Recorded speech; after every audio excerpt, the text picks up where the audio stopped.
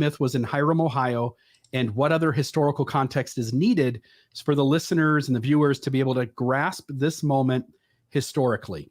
So in 1818, John and Alice, known as Elsa Johnson, came to Hiram, Ohio, about 31 miles southeast of Kirtland. Now, I lived in Cleveland. Kirtland was about an hour.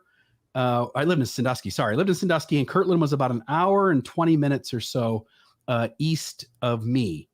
And it was about maybe 25 minutes, half an hour from Cleveland, Ohio. So the Johnson family lived in several log cabins while they built the home, and we can show. They got a nice piece of property too, didn't they? Yeah, because there talks about multiple log cabins on the property and the family lived in multiple log cabins while the house was being built across the street. And I think they have property on both sides of the road, and it's a very, very nice farm, a huge, beautiful house that they let Joseph Smith stay in. But I'm getting ahead of the story. Go ahead. Yeah, no sweat. So you can see Cleveland, Ohio there kind of on the left-hand side. If you go a little further to where Lake Erie kind of dips down at its lowest point, that's going to be near the point where I lived, which is Sandusky. And then if you look a little further west where the islands and stuff are, those are going to be like Put-in Bay and Kelly's Island. The land near that would be like Port Clinton, Ohio, and that's where I worked. But I went to Kirtland numerous times, and you can see Hiram, Ohio is just a little south of Kirtland. And you say it's about 31 miles? Yep, it says 31 miles southeast of Kirtland. The Johnsons, it says here they lived in several log cabins while they built a home directly across the road. The Johnsons had 15 children. I've been to the Johnson farm numerous times. It used to be a welfare farm. 15. 9 lived to adulthood. And this is important. The 9 that lived to adulthood were Alice, Fanny, John Jr., Luke, Olmsted, Lyman, Emily, Miranda, and Justin. And Justin was not a big name back then, but there was a kid named Justin. Well, good. He was ahead of his time. But Luke Johnson and Lyman Johnson are significant in that they end up being members of the Quorum of the 12 Apostles in 1835 when it's first organized, correct? Yep, you got it. They are the 2 members that should stick out the most in our minds because, as you point out, they were in church leadership. And there's another name in there, which we'll get to, having to do with Nancy Miranda. Yes, Miranda Nancy Hyde. Miranda Nancy Johnson at this point. Correct. Sorry, we will get to that. Thank you. It's okay. Sidney Rigdon became a pastor. Now, these are little bits and pieces of the story. So Sidney Rigdon, completely separate from the Johnson family, Sidney Rigdon became pastor in Mentor, Ohio. Now, that's adjacent and northeast of Kirtland. So if you see on the map Kirtland, if you just went just a little north and just a little east, touching Kirtland, is Mentor, Ohio, where he was pastor. He became converted to Mormonism via Parley Pratt's mission, whom he knew. And while Smith was in New York, as the restoration is getting underway, after Sidney Rigdon baptized John and Elsa's 19-year-old son Lyman in February of 1831, the couple read the Book of Mormon and believed. By May, all members of the Johnson family were baptized except Olmsted, who had moved to Mexico. Later that year, the prophet, seeking a peaceful, secluded place in which to continue his work of translating the Bible, accepted an invitation from the Johnsons to live in their home. Joseph and Emma came on the 12th of September, 1831, with their 4-month-old adopted twins, Joseph and Julia Murdoch. Murdoch, their father, Murdoch, had lost his wife, and so he assumedly didn't feel capable to raise these kids on his own. And Joseph and Emma had just lost a set of twins themselves. And so Brother Murdoch gave his 2 twins to the Smith family, essentially allowing 2 parents to raise these children, assuming again that they'd be in a better situation, and also to help Emma and Joseph to overcome the loss of the twins that had passed away. Let's see here. I think Brother Murdoch's first name was Matt. No, I don't think so. No. Was it? No, I don't know. I don't think so. That's okay. Yeah, is that Daredevil? Totally. Okay. So there, I picked up a RFM reference. The world's first blind superhero. Yes. Yeah. Needs a walking stick to get across the street, but he can defeat bad guys with one hand behind his back. That's just when he's pretending. Yeah. Converts Sidney and Phoebe Rigdon settled with their 6 children across the road in one of the Johnsons' log cabins. Elsa Johnson, we'll remember this story from church history. Elsa Johnson, again, her formal name was Alice, but they called her Elsa. Elsa Johnson, the wife of John Johnson, who had suffered from chronic rheumatism in her arm for years, asked John to take her to Kirtland so that the prophet Joseph Smith could heal her. When the prophet blessed her, she was completely healed. By the way, this is one of the few stories in Mormonism that I think has some truth to it. Not that I believe in healings outside of maybe the placebo effect, but there is even reports among the Quakers about Elsa not being able to lift her arm, and after this blessing being healed, not being able to move her arm fully. So it is an interesting story in Mormonism in terms of healings. Some of the following is overlap, but this was on the church website, and it adds some additional historical facts. After returning to Ohio from Missouri in late August 1831, Joseph Smith made preparations to move his family from Kirtland to Hiram, Ohio, where he planned to resume his translation or revision of the Bible, a project he had been working on since 1830. The move occurred on the 12th of September, 1831, following a conference held in Kirtland that same day. In Hiram, Joseph Smith and his family stayed at the John and Elsa Jacobs Johnson home, sleeping probably in a back room on the main level. And I think I've got a picture of, there's the Johnson farm. See that beautiful house? Yeah. And just note on the second picture that back section of the home that's attached, that was a later add-on. All that would be there at this time would just be this house, Right. This 2-story rectangle home without the addition on the back. Let's see. In the end of October, the Johnsons partitioned an upstairs room, creating a workspace for Joseph Smith in the southeast portion of the house, where he worked on the Bible revision. Beginning in September, John Whitmer served as scribe for this project, working on the books of Matthew and Mark until Sidney Rigdon assumed this responsibility in November. It is interesting, as we've talked about Adam Clark's commentary being heavily plagiarized to make up much of the Bible revision. It's interesting to note that Sidney Rigdon and John Whitmer were the 2 scribes for that project. And of course, we don't know, but they never mention it, that Adam Clark's commentary was involved. And it does make you wonder if they just didn't say it to help Joseph kind of obscure that, or whether they weren't aware that it was being used either. But just a little side note. Yeah. Periodically, Joseph Smith traveled to Kirtland or other townships in northeastern Ohio to conduct church business, but he spent most of the fall in Hiram. Any thoughts on any of that data, RFM? No, you're doing great. I love it. Cool. Section B, how the mob mentality was built up and tensions arose. In early 1831, Ezra Booth and Simons Ryder, both ministers, joined Mormonism. Booth and Ryder became strong supporters of Smith and Rigdon and Mormonism.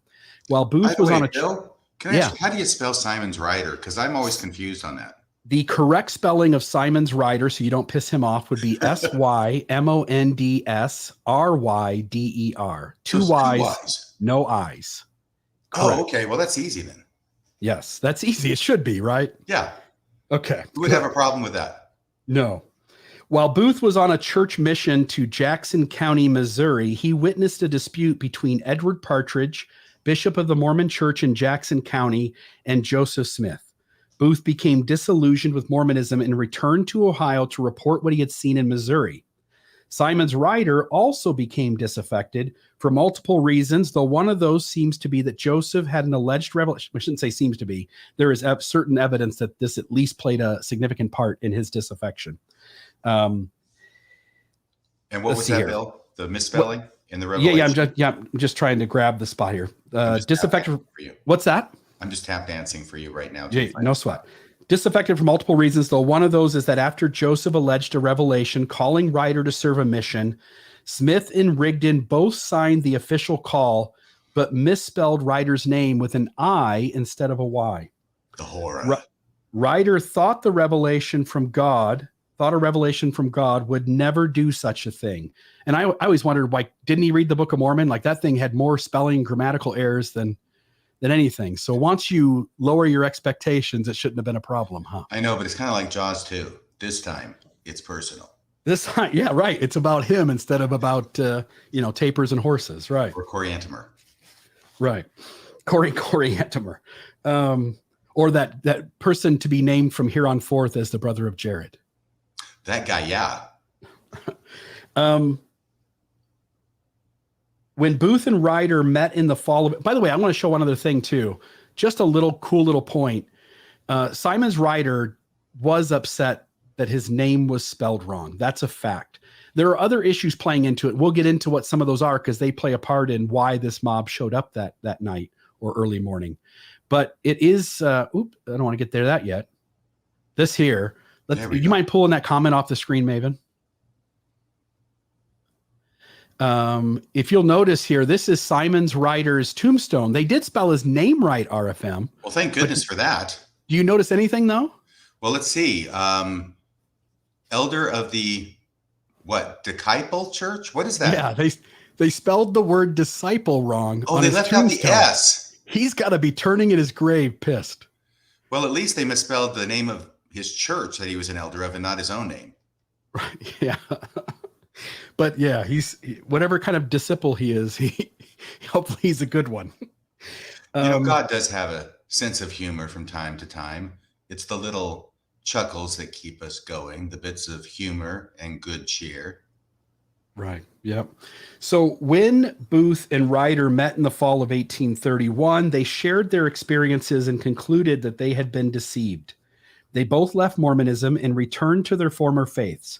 Both men became strong critics of Mormonism in Ohio, focusing on Smith and Rigdon. Booth, at the encouragement of a Reverend Ira Eddy, wrote 9 letters to the Ohio Star newspaper published between October and December of 1831. These letters criticized Mormon doctrines and Smith's and Rigdon's character and accused the Mormon leaders of a scheme to get control of their followers' property. And I'll just note, Dan Vogel will recognize this book. This is Mormonism Unveiled by Eber D. Howe with critical comments by Dan Vogel. In Mormonism Unveiled, all of those letters are contained in here if folks do want to read what Booth and Ryder were writing back to be published in the paper. Dan Vogel is a phenomenon. Yeah, and I think he's in the audience tonight. All right, these letters were widely circulated and generated fierce local opposition to the Mormons. By December of 31, Smith and Rigdon temporarily paused their revision. Bill, I'm so sorry, because I think part of my job here is to see if I can disrupt your narrative. But I just want to let everybody know that what we're leading up to is the night of March 24th, 1832, which is the night of the tarring of Joseph Smith. Just to give everybody an idea, that's what we're leading up to. Yep. By December 30 of 1831, Smith and Rigdon temporarily paused their revision of the Bible to start rebutting the accusations by Booth and Ryder. Rigdon had his own letters published in the Ohio Star, pushing back against Booth and Ryder to discuss their charges in public. In one article, Rigdon purposely misspelled Ryder's name. Sorry. Apparently to irritate him. Sounds like something I would do. Yeah. That whole Metcalf is butthead thing, right? Like that was kind of done to irritate him, if anybody ever found that. Tensions increased on both sides. And again, these letters are reprinted in Eber D. Howe's Mormonism Unveiled. Also, you can look at the Ohio Star, Painesville, Ohio, 12th of January, 1832. A short time before the tar and feathering attack, a hole was bored into the door of the house where Rigdon was staying and filled with black powder in an attempt to kill Rigdon. And we can see that. I'll skip here ahead a little bit. Did anybody touch it off? It is right here. What's that? Did anybody touch it off? Let's see what it says here. So it says... it sounds like a second gunpowder plot. Mormons pulled up their stake and moved to Hiram. Smith and family took up their abode with Johnson. Rigdon in a log cabin opposite and the others in the vicinity. Here they had a revelation. It goes on there. I'll just skip down to the pertinent parts. This soon raised opposition, which riped into open war. Sorry about that. Someone bored a auger hole into a log of the house in which Rigdon lived and filling it with powder, tried to blow it up. So it doesn't say whether it actually went off or not, but they apparently made a attempt on Rigdon's life, and that seemed interesting. There was a couple other notes here that I thought were cool.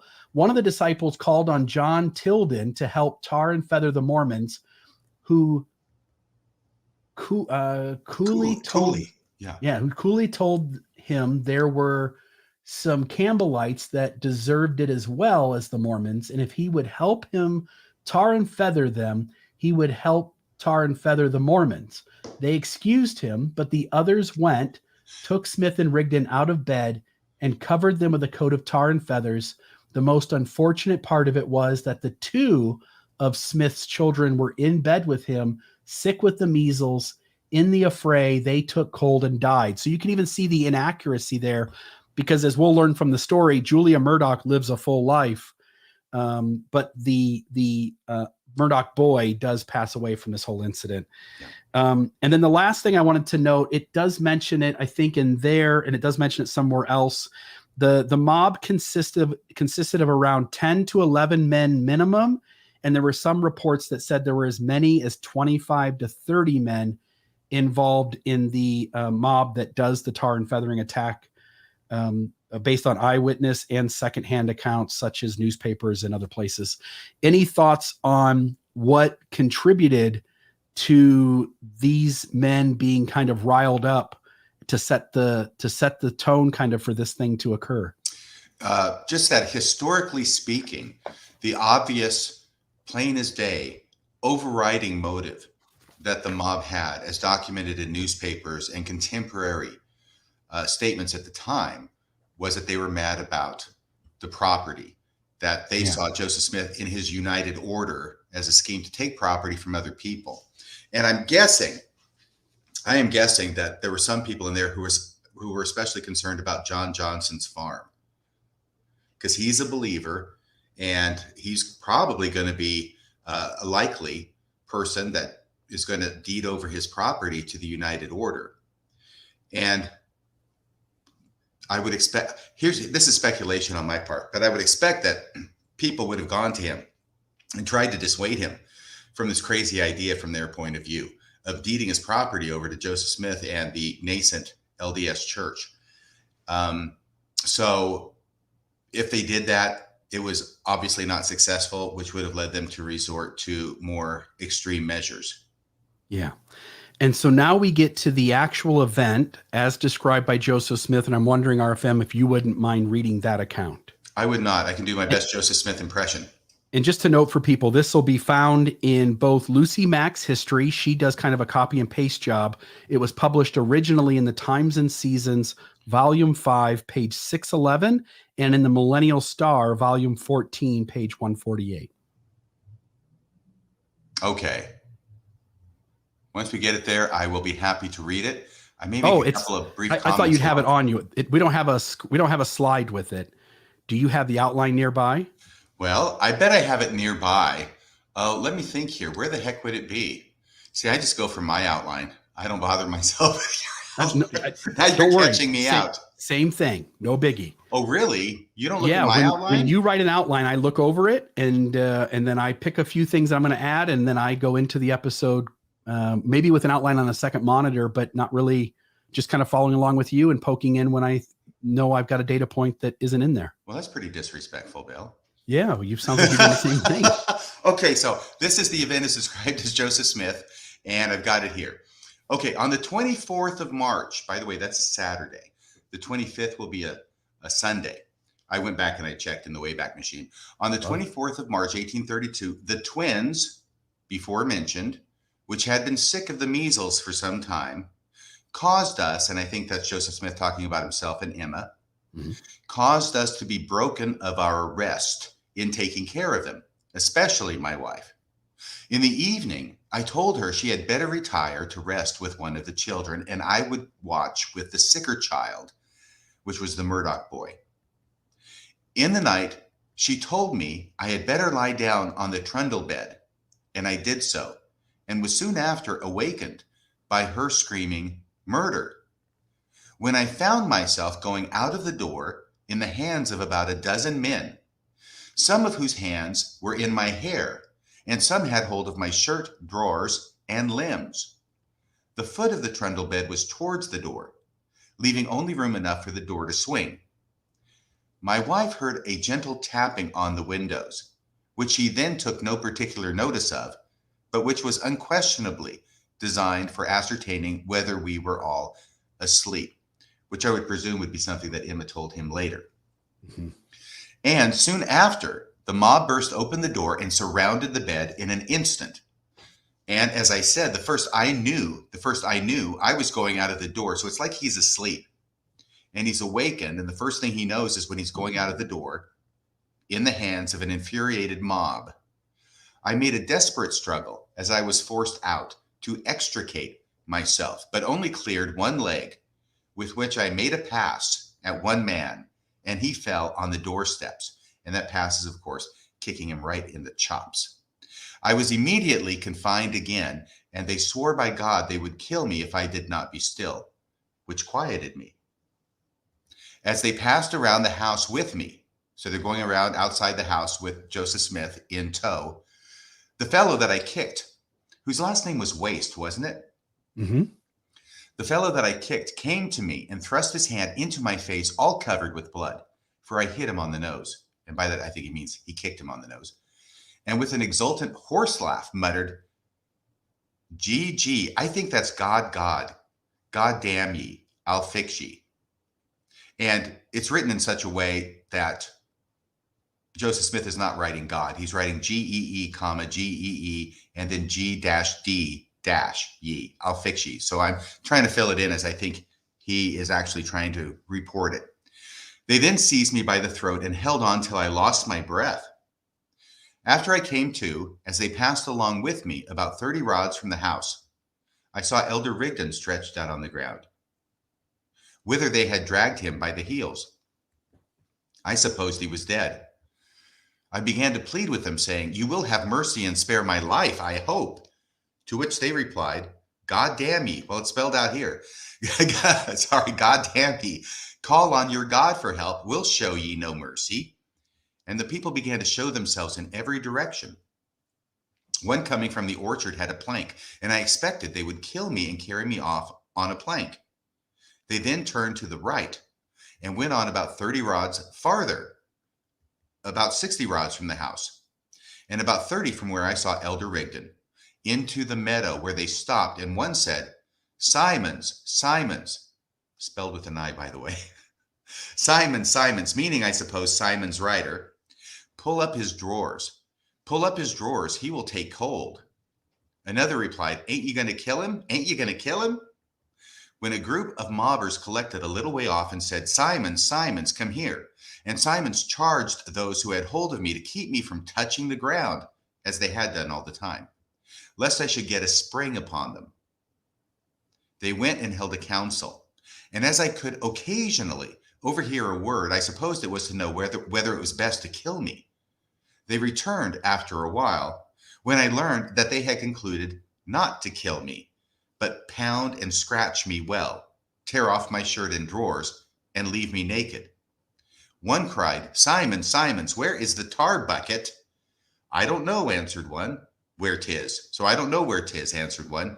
Eli's left it. And that name Eli will be important later. Mm-hmm. Eli's left it. They ran back and fetched the bucket of tar, when one exclaimed with an oath, Let us tar up his mouth. And they tried to force the tar paddle into my mouth. I twisted my head around so they could not. And they cried out, God damn ye, once again spelled out. Hold up your head and let us give ye some tar. They then tried to force a vial into my mouth and broke it on my teeth. It says in my teeth, broke it in my teeth. All my clothes were torn off me except my shirt collar. And one man fell on me and scratched my body with his nails like a mad cat, and then muttered out, God damn ye, that's the way the Holy Ghost falls on folks. They then left me, and I attempted to rise, but fell again. I pulled the tar away from my lips, etc., so that I could breathe more freely. And after a while, I began to recover and raised myself up when I saw two lights. I made my way toward one of them and found it was Father Johnson's. In other words, Father Johnson's house where he was staying. When I had come to the door, I was naked, and the tar made me look as though I was covered with blood. And when my wife saw me, she thought I was all mashed to pieces and fainted. During the affray abroad, the sisters of the neighborhood had collected at my room. I called for a blanket. They threw me one and shut the door.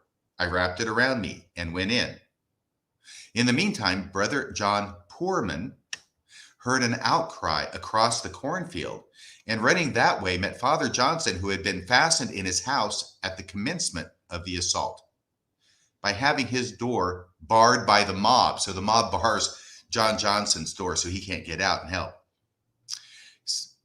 And Father Johnson, seizing a club, ran after the party that had Elder Rigdon and knocked one man and raised his club to level another, exclaiming, "What are you doing here?" When they left Elder Rigdon and turned upon Father Johnson, who, turning to run towards his own house, met Brother Poorman coming out of the cornfield. Each supposing the other to be a mobber, an encounter ensued, and Poorman gave Johnson a severe blow on the left shoulder with a stick or stone, which brought him to the ground. Now notice all the details here. And also notice the fact that there is a Stygian darkness that you can't even tell somebody that you know that you're close to. It's so dark. You can't tell us from them. Right. That's how dark it is out there. And sometimes I think in our modern society, where almost everywhere you go, there's so much ambient light, it's difficult for us to understand how intense this blackness must have been.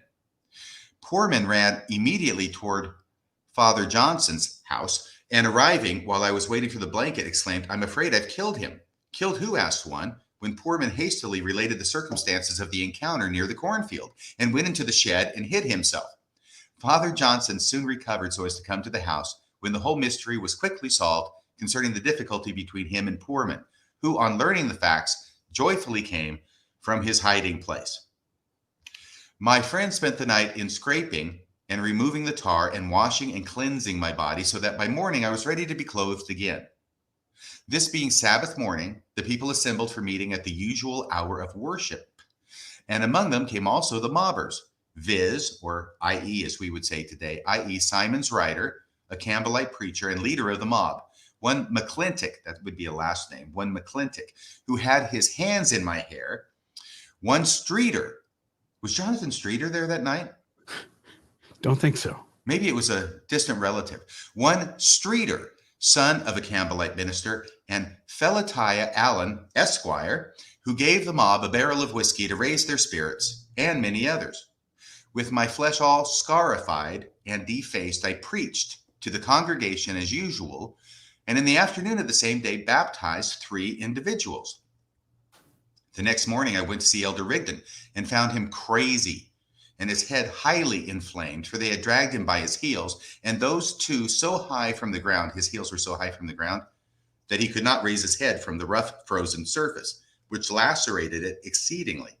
And when he saw me, he called to his wife to bring him his razor. She asked him what he wanted of it, and he replied, "To kill me." Sister Rigdon left the room, and he asked me to bring his razor. Sister Rigdon left the room, and he asked me to bring his razor. I asked him what he wanted of it, and he replied he wanted to kill his wife. And he continued delirious some days. The feathers which were used with the tar on this occasion, the mob took out of Elder Rigdon's house. After they had seized him and dragged him out, one of the banditti returned to get some pillows, when the women shut him in and kept him a prisoner some time. During the mobbing, one of the twins contracted a severe cold and continued to grow worse till Friday and died. So that would be about 6 days later. The mobbers were composed of various religious parties, but mostly Campbellites, Methodists, and Baptists, who continued to molest and menace Father Johnson's house for a long time. Thank you very much. All right, so the next section here is details of the story, and there's parts of this that we'll kind of draw out and we'll talk about. But there are details of the story as suggested by those involved, as well as additional research after the fact. Some of these came out in the narrative we just read. Others are added from additional sources. It is important to know that as I tried to chase down all of these data points, some of them I could find an original source for. Some of them are just quoted in later books but I don't have access to that material to see what the original source was. And so I don't have a way to like substantiate that this person isn't adding conjecture as an author of a book. So you got to kind of recognize that not all of these data points can be shown in original sources, at least not with what I've got here or access to things on the internet. So a couple of other things. Joseph Smith was occupying a room of the house Brother Johnson was living in. We know that. At the same time as the Johnsons, it was a 2-story building, had steps in the front. We had the picture of that up there earlier. Joseph was lying upon a trundle bed with one of the Murdoch children. It was the boy, I believe Joseph Murdoch. The mob rushed in, gathered up Joseph while in his bed, apparently separating him from the Murdoch boy in doing so, though Joseph makes no mention of that in his account, took him out in his night clothes and carried him out onto the top of the steps. Joseph got a foot at liberty. By the way, you said Waste. I don't know that it's actually the Warren Waste gentleman. He comes into the story where he's so strong and he thinks he can handle Joseph on his own, but he tells everybody to hold on to Joseph. And we'll get to that here in just a moment. I think it's another gentleman who gets kicked in the nose. But Joseph got a foot at liberty and kicked one of the men, knocking him off the steps. And there's some data point that says that the print of that person's head and shoulders were visible on the ground in the morning. Here's this gentleman, Warren Waste, who was the strongest man in the Western Reserve, considered himself perfectly able to handle Joseph alone. But when they got hold of him, Waste cried out, "Do not let him touch the ground, or he will run over the whole of us." Waste suggested in carrying him to cross his legs, for they said that would make it easier for the prophet, but that was done in consequence of the severe pain it would give to the small of the back. And that's the way it was written in the source. But what they're basically saying is, you'll see this later when we talk about some of the injuries these men took. But Warren Waste, who was supposed to be the strongest man on the, what did they say there, on the Western Reserve, ends up getting some sort of back injury in this whole event that ends up plaguing him for the rest of his life. So Waste suggested carrying his legs crossed because it made it easier for the prophet, but it also relieved some of the pain he was having from whatever this was going on. The tar and feathering. Someone brought forward a bucket of hot tar, which they then smeared over Joseph's lacerated body, at the same time trying to force the tar paddle into his mouth. He resisted. We've got a note here that on Saturday, this is from the Observer and Telegraph. Oh, Bill, can I interrupt here? Please. Because you told me something interesting that you discovered about the tar that they used. I had always assumed that tar was like the asphalt tar that we use on roads today. Yeah, it looks like beginning sometime in the 18th century, what ends up being used in these incidents is pine tar. And if anybody's familiar with baseball, for instance, George Brett, putting pine tar on a baseball to make it curve, or putting pine tar on a baseball bat, pine tar doesn't have to be at a high temperature to be runny and sticky. And so there's a higher likelihood that this would have been pine tar and not some sort of tar that needed to be heated up to a high temperature. And so there's a lot of times that when the story's told, it speaks of it being like boiling hot tar put on him. And I think the reality is that that's not what we're dealing with. So is it around 140 degrees that you had mentioned about still hot pine tar? Yeah, it's still no walk super in hot. the park, but if you had asphalt, liquid asphalt put on you, then you would likely die. Yeah. And note too, this is in a time of cold season.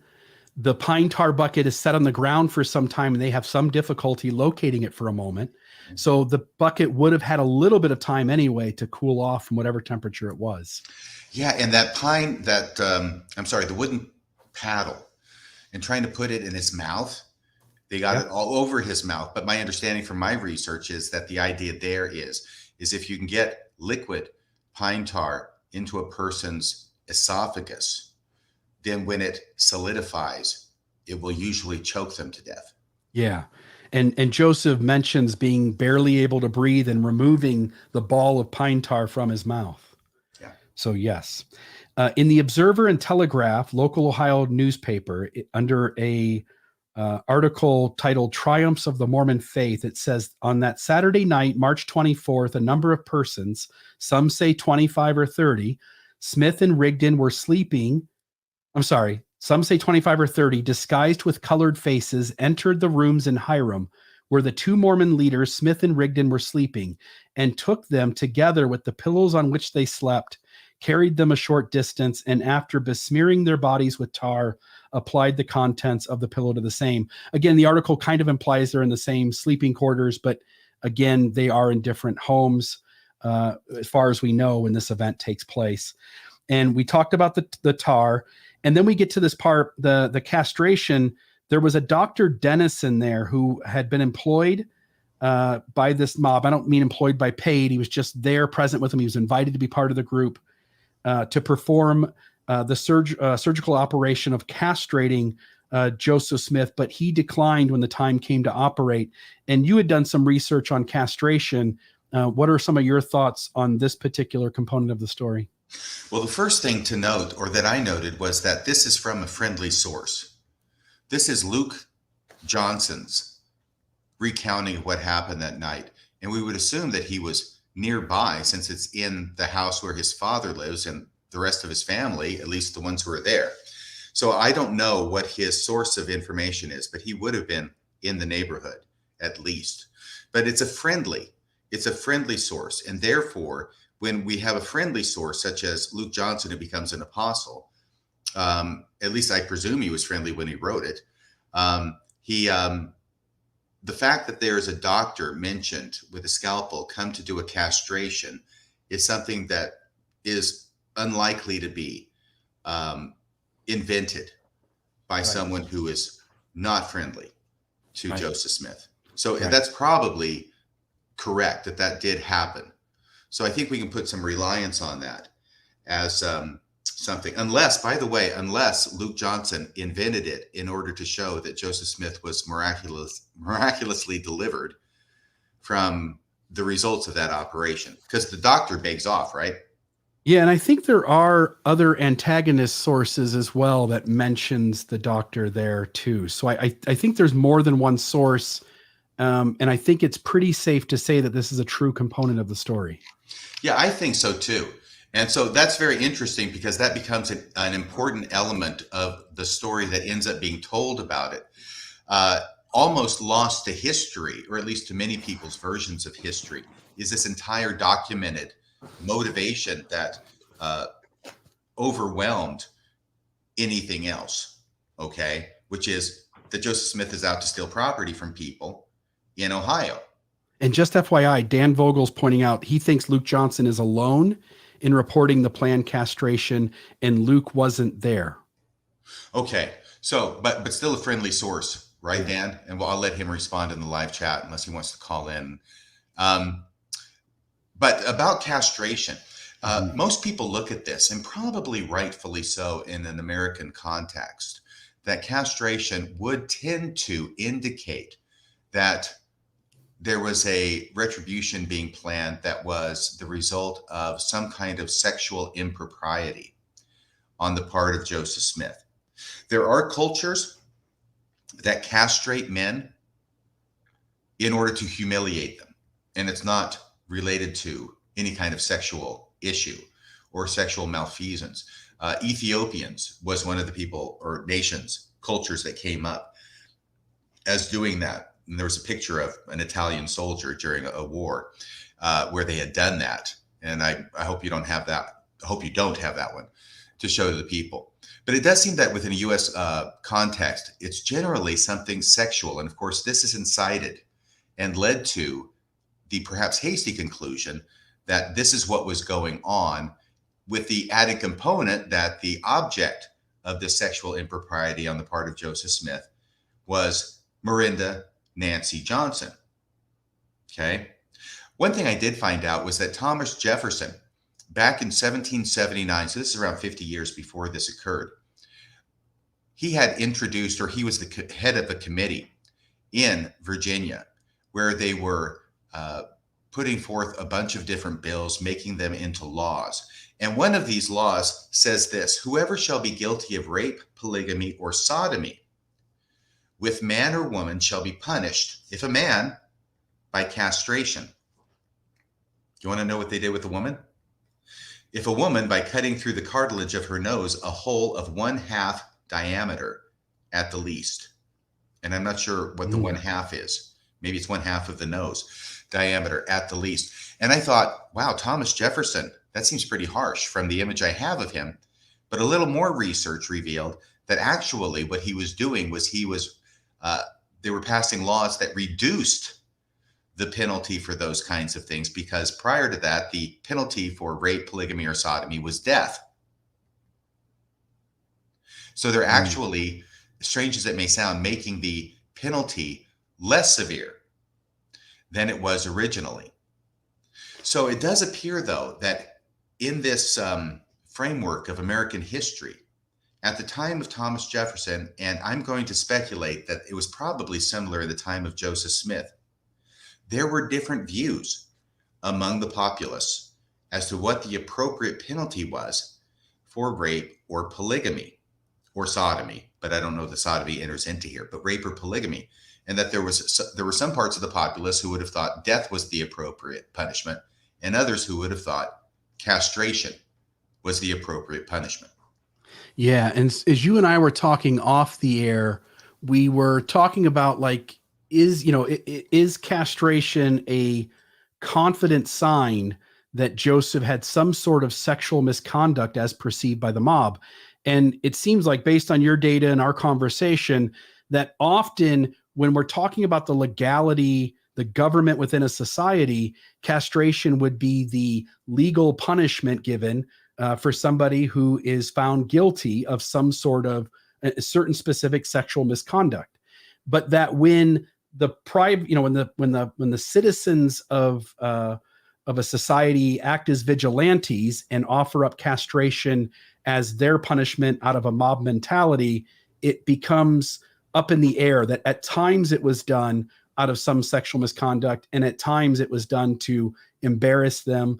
And it could be due to multiple reasons, not necessarily something of a sexual nature. Right. And I would say I've listened to some apologists talk about this and say that the only motivation of the mob was all of this land stealing that they thought Joseph Smith was engaged in with the United Order. And that's certainly documented. I think it's safe to say that is the overriding reason for this mob attack. On the other hand, I think it would be a mistake to think that every member of a mob has the same animus against Joseph Smith. Yeah. And we'll see that play out. The next part here plays into that, because they also tried to poison him. He was daubed with tar, feathered and choked, and aqua fortis was attempted to be poured into his mouth. Aqua fortis in the old chemistry is now called nitric acid. That's in Webster's 1828 American Dictionary. The liquid they poured into his mouth was so powerful that it killed the grass where some of it had been scattered on the ground. Joseph clenched his teeth hard to prevent them from poisoning him, and assumedly in the process apparently chipped a tooth. As you're pointing out, when I listen to this telling and read the various accounts, it seems very disorganized. There are certain people who are planning to use the tar and feathers, and they wonder where the bucket's at. There are people who are scratching Joseph Smith and clawing at him. There are folks who want to emasculate him or castrate him. There are folks who want to kill him. And each stage, the doctor, when he goes to castrate, I think there's some sort of like ambiguity about whether everybody wants to do that. Certainly with the murdering him, people want to bail out on that. And don't really want to carry it that far, it seems. It seems as though there are multiple motives in the group. And so, as you point out, when a mob gathers, unless they all met at the tavern the night before and sat around a table for 3 hours and made a written out list of all the things they were going to do, almost certainly people came into this with their own experience, their own motives, and their own agenda of what they were going to do to Joseph and Sidney. And can I mention a couple things about Joseph Smith's account? Yeah. First off, it's extremely detailed. I mean, we heard all about this ancillary story about this guy named Poorman attacking John Johnson by mistake. right? It was so dark. It's extremely detailed. At no point does Joseph Smith mention a castration attempt. Now, whether that's because of reasons of his own or because he didn't remember it and it didn't, I don't know. I'm just observing that he does not mention that. I also have to observe that after Joseph Smith in his account has the mob saying that they're not going to kill him, right? That they're just going to assault him savagely, but they're not going to kill him. After he has the mob saying that, he has them trying to kill him in two different ways, forcing the tar paddle into his mouth and trying to force the vial of the nitric acid? Nitric acid. And you point out the next one, which is the poison. Yeah. Again, trying to kill him in two different ways. If it's an organized attack, you would think there'd just be one way you're going to plan on doing it. Yeah. And I don't mean to be irreverent here because I know we're talking about the prophet Joseph Smith, but it does remind me of that scene out of Pee-wee's Big Adventure. Do you remember that where they kept the biker gang, they grab Pee-wee and one of them says, "I say we kill him." And another biker says, "I say we hang him, then we kill him." And then the third biker says, "I say we stomp him, then we tattoo him, and then we hang him, then we kill him." And Joseph Smith said, Pee-wee says, "I say we let him go." And all the bikers go, "Nah." Okay. So that's the humorous interlude. But similar, it seems as though people have a different agenda within this group. And I think you'll see that sort of play out. You also mentioned the darkness. I think that plays into this. We talk about how, I forget what the other brother's name was, but how he hits John Johnson. What's that? Lyman? Oh, you just saying the other church brother, Poorman? The other church brother who hit John Johnson's shoulder with a rock or a stick. And he hits the wrong guy. And we'll see here, there was others that may have been assaulted as well. There was some genealogy page that said in the confusion, a Miss Vashiti Higley, also it was worded in places as Vestali Higley, but I think Vashiti is the correct one, was dragged from her bed. The mistake was soon discovered. Miss Higley afterward married Peter Whitmer, one of the original witnesses to the golden plates on which the Mormon Bible was based. There seems to be a lot of confusion in the dark. They have a trouble finding the tar bucket, for instance. Yeah. It seems as though the darkness is so severe that it's really hard to have one hand knowing what the other hand is doing. Yes, and I'm presuming that they're trying to not have a lot of light with them. They may have had a dark lantern with them, which is an expression for an old kind of lantern where it has sides. There's there's a candle or an oil wick inside, but it's solid on all sides. And then you can lift up just a little part of it. So it's more like a flashlight beam. So they may have had something like that, but they're trying to do this under the dark of night. They're not trying to reveal themselves. So they're probably not going to be carrying a lot of light with them.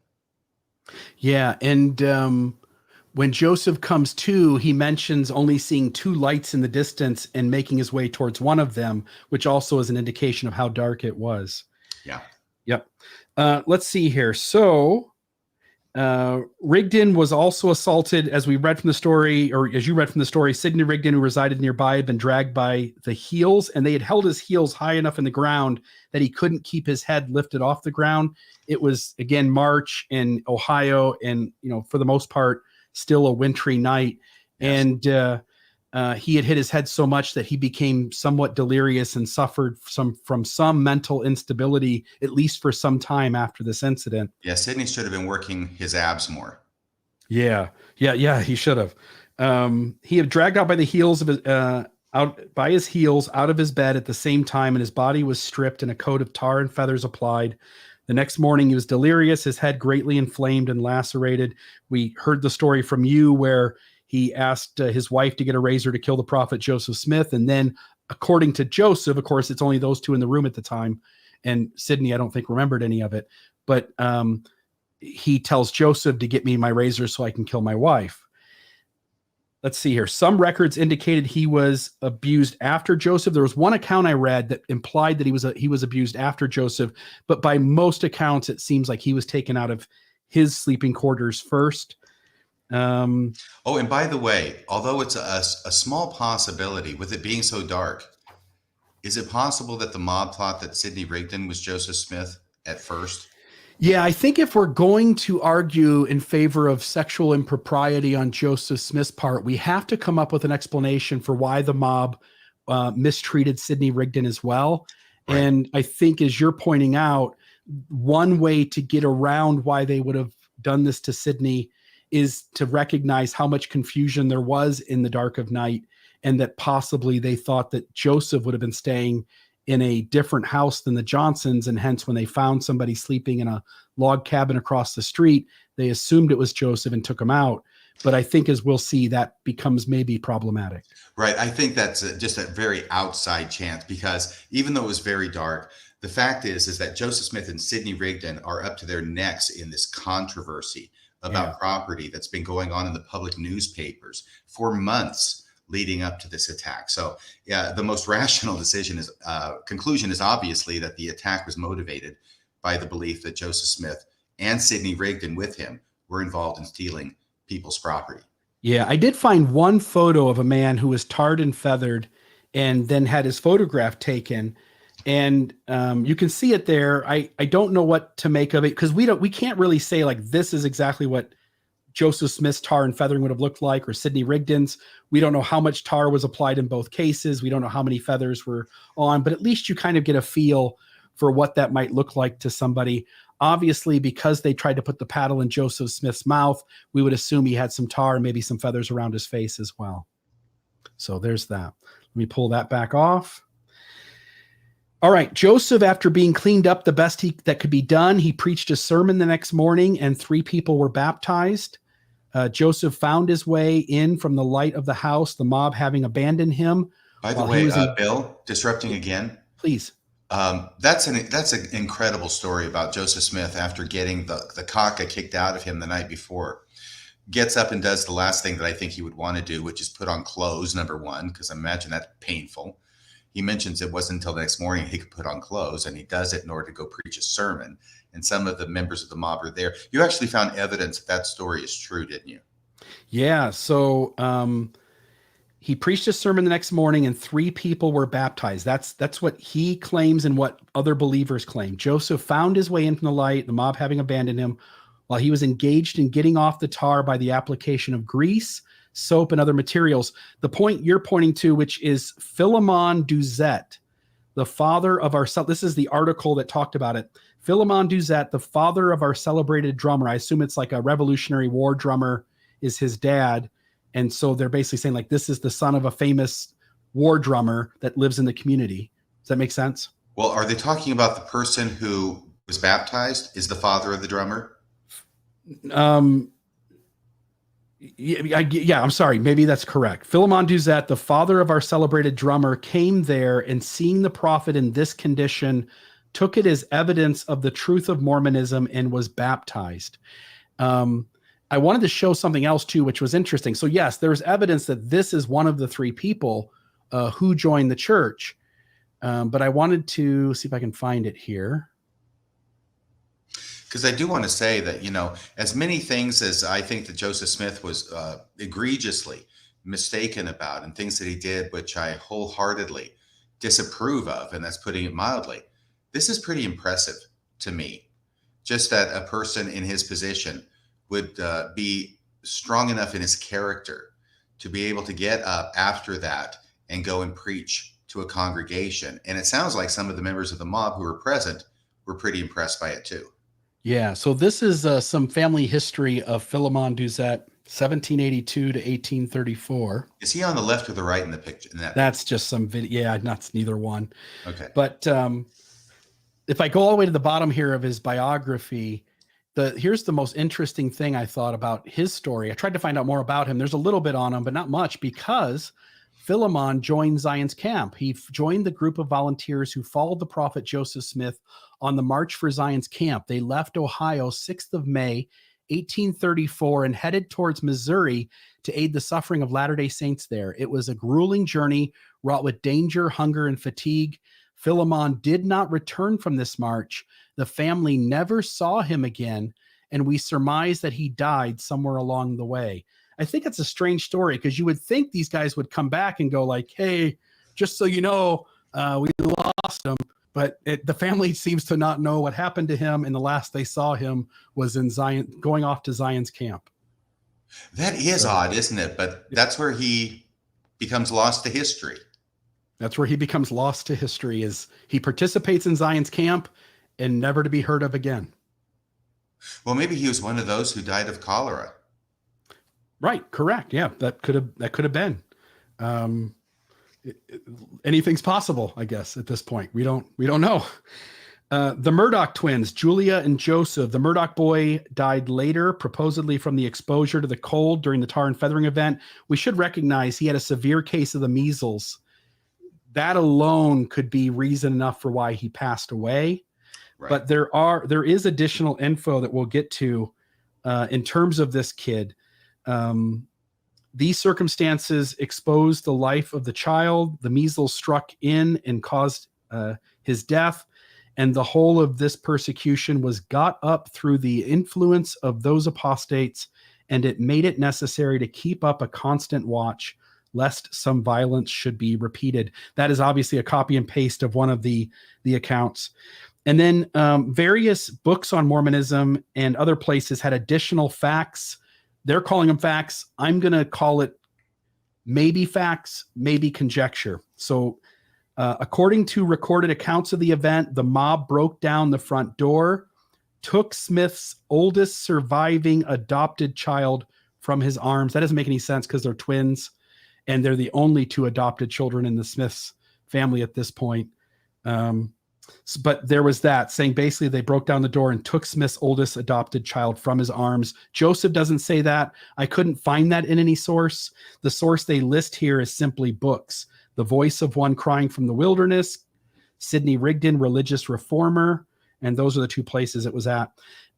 B, they dragged Smith from the room, leaving his exposed child on the trundle bed, enforcing Emma and the others from the house, the mob threatening her with rape and murder. That is in Luke Johnson's History of Luke Johnson by himself, the Latter-day Saints Millennial Star also. By the way, we have had Dan Vogel weigh in a comment that Luke Johnson was not there. Yes. So again, if he's not present, then that also shades a little bit on his testimony not having been there. Of course, obviously, the moment he comes home, his whole family's going to sit him down and for hours going to tell the story, because it's the kind of story you sit around for hours and talk about. Yeah. And elaborate on. Yes. It was also in the Latter-day Saints Millennial Star 26834, however that's organized. It also says here the child was knocked off the bed onto the floor into the doorway of the home as Smith was forcibly removed from his home. That's in Joseph Smith, the First Mormon by Donna Hill, 1977. I don't know where she gets that from. The child died from exposure. Many accounts say pneumonia 5 days after the event. That was Mormon Enigma, Emma Hale Smith, Prophet's Wife, Elect Lady, Polygamy's Foe. And then a last one, from the condition that the doctor said he developed in the night of the mob violence. I believe that's in Lucy Mack Smith's History. I couldn't find it. I've got Fawn Brody's book, which we'll get to. History of Joseph Smith by his mother. I looked all through the story of the tar and feathering and followed the next chapter after, but I couldn't find that quote. But when I did find the quote online, it attributed it to Lucy Mack's history of her family. And then, of course, the Mormonism Unveiled. All right. Anything on any of that data before we move into some of this scandalous stuff that we're going to really hit hard on? Well, tell me about Miranda Nancy. Let's do it. And that is correct, right? It's Miranda Nancy. Nancy Hyde. Right. Miranda Nancy Johnson. It is flipped in places in different spots, but her name is Miranda Nancy Johnson, who then marries Orson Hyde. Before she marries. Yeah. Sorry. Yes. And Joseph. Yeah. I'm just trying to, in my head, I just know all this space I got to cover. I'm just trying to. I'm here to abstract. Thank you, please. Right. All right. So we'll get to that which is coming up here really quick, but I got to get two more things. One is the injuries and fate of the assailants. Again, Dan can point it out. Luke Johnson, not there, but Luke Johnson informed us that Warren Waste was afterwards a cripple, rendered so by weakness in the small of the back. Sounds like me on most mornings. And Dr. Dennison died in the Ohio Penitentiary, where he was incarcerated for procuring an abortion, which caused death. Luke's history does not mention the fate of Warren Waste, but does say that a carnate Waste had an attack of the spinal affection, and Dr. Dennison died in prison. He doesn't cite the offense. The mob tore out a patch of Joseph Smith's hair by the roots that never grew back. In fact, when they talked about him going out that morning to give the sermon, he combed it from the back to the front to cover up whatever spot of hair they had pulled out. That's like all the pictures or paintings I've seen of Joseph Smith. Yeah, I think from that point forward, he probably tries his best, because it said it never grew back, so he probably tries to cover it up. Oh, by the way, what do President Nelson and Joseph Smith have in common? They both have what? They both talk with a whistle. A whistle, yeah. Or I can't even do it, but if you want to know what I'm talking about, just play any talk by President Nelson. Yeah, he, at least over the last 4 or 5 years, he has a whistle when he talks. Yeah, and that's just because of the tooth that broke when they were trying to stick the vial into his mouth. Right. So, and Joseph Smith, when he has the chipped tooth, yes, he spoke he had a whistle in his speech the rest of his life. The mob injured Joseph Smith's side in such a way that it pained him the rest of his life. Slowly and this is after he was beat up. It said slowly he regained consciousness. He tried to sit up, but couldn't. Unable to breathe, he pulled the tar from his mouth. After a time, he made his way home. Emma stood in the doorway. We talked about her fainting. Mm-hmm. Joseph asked for a blanket for cover and went inside by the fire. His friends spent the night peeling and scraping the tar from his body, sometimes taking layers of skin with it. I'm sure. And then I thought this was an interesting thing. The alibi of Simon's rider. Let me find where I've got it up here. Yeah, that's going to be it. So Susan Easton Black in a talk says this. She says, at Simon's Ryder's funeral in 1870, his son, Hartwell Ryder, spoke of his father and said all of these glowing things. Then he said, on the books of the Mormon Church out in Utah, it says that Simon's Ryder led the tarring and feathering of Joseph Smith. Hartwell, his son, then said, I well remember that night. My father was extremely ill and spent the night in the outhouse. And when you and I had talked about this, we talked about, because Susan Easton Black starts off her talk by basically saying that a good criminal always has an alibi, and a good alibi is an outhouse. And she That's tells a terrible alibi. Well, I know, right? Like, not unless you've got another witness in there with you. Yeah. He's sick out in the outhouse all night in the middle of March. I'm going to the outhouse tonight and don't expect me back till the morning. Right. I had a client who had an alibi like that once. I don't think the jury bought that one. No, but I think Susan Easton Black is perhaps embellishing the story, because I'll put it up on the screen here. This was a second source, and here's what it says. According to Simon's son, Hartwell, his father was not involved in the tarring and feathering, nor did he preach on the following Sunday in the South Schoolhouse on Ryder Road, by the way, Ryder Road, and glory in the belief that he had been an instrument of the Lord in driving the Mormons out of Hiram. Instead, Hartwell wrote, his father was, quote, ill in bed at night, as cited in Doris Messenger Ryder, A History of Simon's Ryder, the Ohio Genealogical Society report. It feels as though... Oh, by the way, Bill, I just want to correct you. It says Hartwell wrote his father was ill in bed at the time. Hartwell wrote his father was, quote, because it's got that quote around it, ill in bed at the time. And then as cited in Doris Messenger Ryder.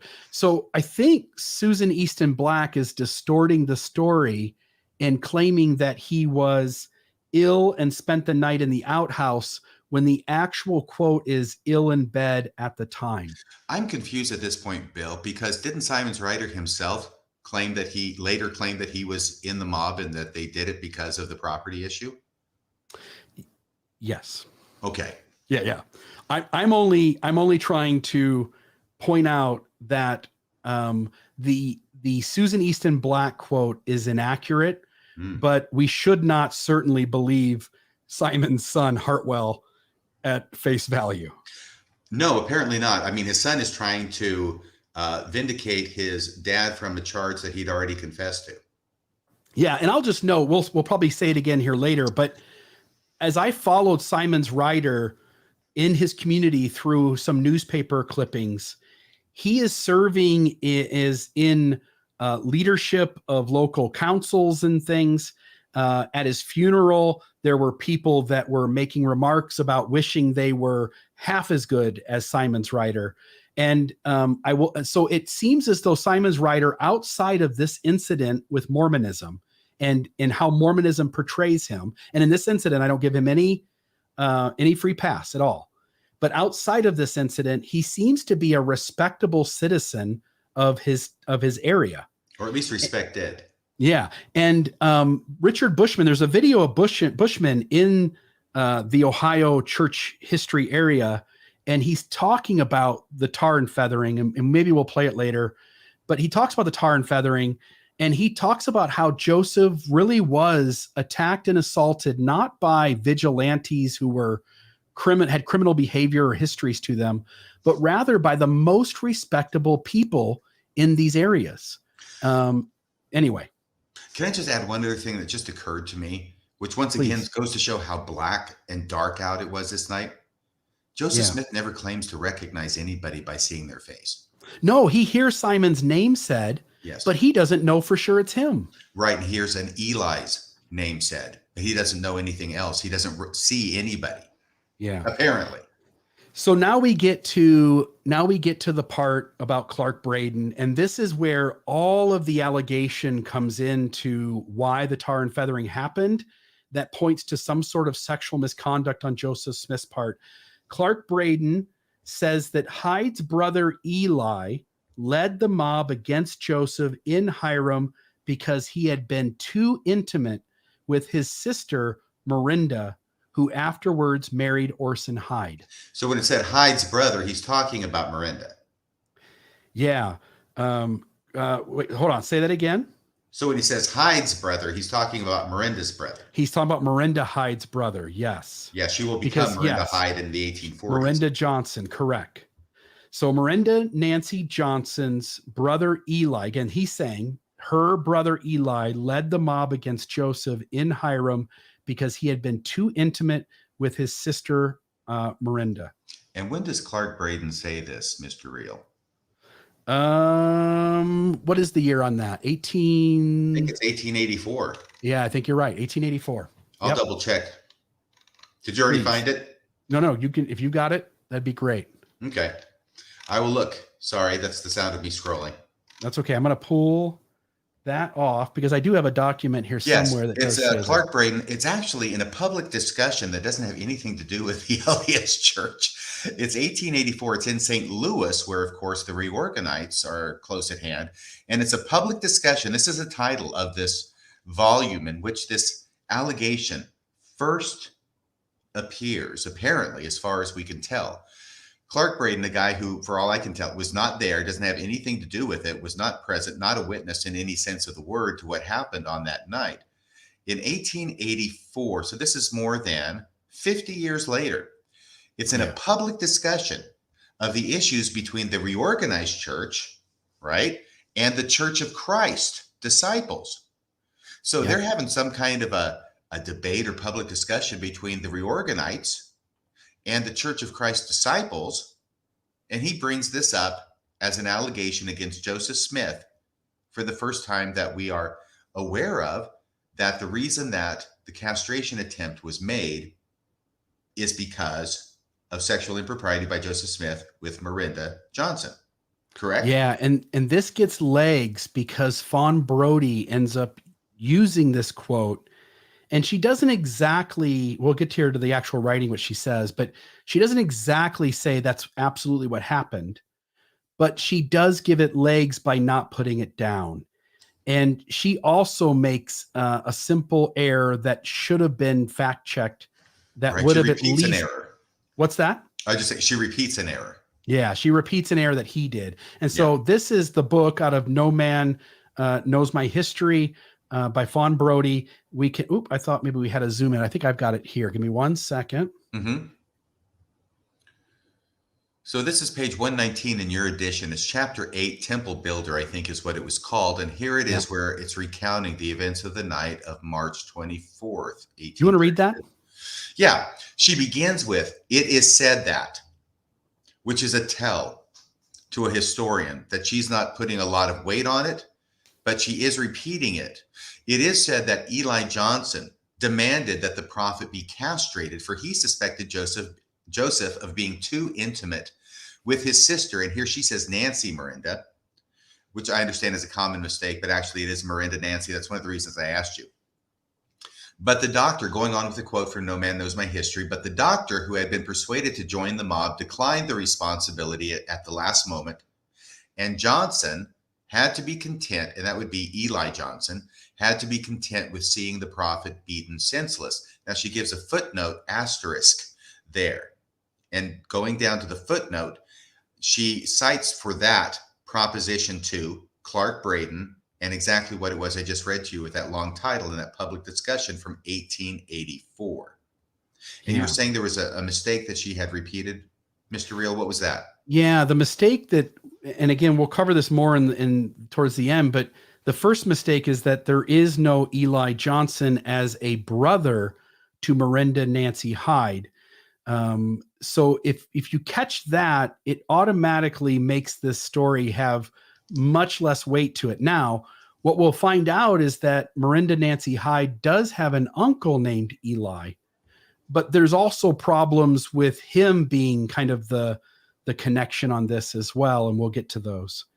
But yeah, if she would have been a little bit better historian in this one spot and went and looked up who the children were, it seems like it would have been an obvious necessary addition to her writing would have been like, hey, there is no Eli as a brother to Miranda Nancy Hyde. And that would have probably stopped this from being perpetuated. Right. So this 1884 mention by Clark Braden appears to be the first time it was asserted that the mob acted, or at least some of them acted, because of Joseph being too intimate with Miranda Nancy. Yeah, and there was, I'll see if I can find it here. Let me go back to this. If I scroll down here, there's also an allegation, I believe it's by Clark Braden again. Yes, Clark Braden here, quoting an unknown source. Clark Braden also said Joseph Smith's intimacy with Julia Murdoch, this would have been his foster daughter, right? His adopted daughter, I should say, caused trouble with his wife who sent the girl to her father. So Joseph Smith's intimacy with his adopted daughter, Julia Murdoch, caused trouble with his wife who sent the girl to her father. And I just want to be clear, I chased this one down too. And Julia has nothing but good things to say about the prophet Joseph Smith. And so this to me is also another piece of evidence that we shouldn't trust Clark Braden at face value. So there's that. But it's just totally untethered from any kind of basis of knowledge that he would have regarding this. Now, the reason I mention this is because I know that Fawn Brody did a whole lot of research to do her book. And I'm expecting that if she had in her research found an earlier recitation of this story or allegation, she would have cited to that instead of the 1884 late recollection. It's not even a recollection, late statement by Clark Braden. Yeah. And so while you and I are putting some skepticism on the Clark Braden quote, to do our due diligence, we wanted to chase this story as far as we could. And we wanted to see Dan Vogel is weighing in. Can you see that comment on the screen? He also incorrectly assumed that Smith had married 16-year-old Miranda as a plural wife in 1832. If you remember, I said the year 1832 because I had seen that year somewhere in my research, but it was 1842 or 1843, as we'll get to here in just a moment. But yes, Clark Braden seems to be inaccurate, at least in places. and hence we should have some skepticism about the quote regarding Miranda Nancy Hyde, and some skepticism on Fawn Brody's use of it without some deep clarification that would have shaded her own doubt on the quote, right? Yeah, and at this point, I think it's fair to conclude, even provisionally, that what Clark Braden was doing was he's looking at the facts of the situation, and he's drawing an inference that other people have drawn, which is if there's a doctor there ready to castrate Joseph Smith, then he must have been doing something sexual that was wrong in the eyes of the mob, and that the most likely person he'd be doing it with was Miranda Nancy, who's a 16-year-old who's in the house. We know from Joseph Smith's later history that he has a penchant for marrying or proposing marriage to young women who are in his house, that he has this kind of exposure to. And finally, in 1842, or 3, as you say, Joseph Smith does end up marrying this girl 10 years later as one of his rural wives. And that is the real evidence for Joseph Smith having a sexual dalliance or affair, or whatever you want to call it, with Miranda Nancy Johnson. I think it's a purely circumstantial case. It might rise to the level of probable cause if you got a really generous judge, but I don't see that rising anywhere near even 50% to convince me that that's what was going on. Correct. And just to say a couple of other little facts, and then we can move along from this and maybe just kind of talk about it at seeing the forest from the trees. But Thomas Bullock does list the marriage of Joseph Smith to Miranda Nancy Johnson Hyde in April of 42. This is in a July 14th, 1843 entry in Joseph Smith's journal. It's in the handwriting of Thomas Bullock. And it says, quote, it says April 42, Miranda Johnson to Joseph Smith. Brian Hales comments on that. He also makes mention that there is a second date. If it's in 1842, by the way, Orson Hyde is on his mission to Jerusalem to dedicate the Holy Land. Yep. But Miranda personally testified concerning a sealing through a signed affidavit that was dated May of 1843. And if that's true, then Orson Hyde is back in town. So there is, I know in critical circles, we constantly tell the story about how Joseph Smith sends men on missions and then marries their wives. And the only real example I'm aware of is Orson Hyde. And the reality is that the data, and the data on Orson Hyde anyway, is that it is sort of a crapshoot on whether it was in 42 or whether it's in 43.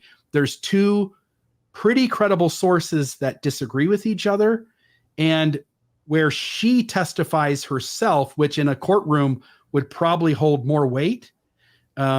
She says it's in 43, and Bullock, when he writes 42, he's writing it in 1843, which also lends some sort of credibility to him. Right, because when Miranda writes this, I mean, that affidavit, that's 50 years later. How much later is it?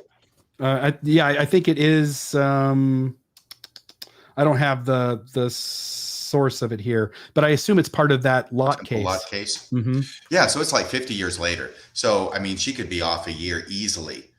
Joseph Smith had similar difficulties in dating the year of his first vision, I think. Yeah, there were also other sources. Excuse me. Go ahead. Yeah, there were other sources too. John D. Lee, for instance, said that Hyde's wife, with his consent, was sealed to Joseph for an eternal state. And there was another source that said, it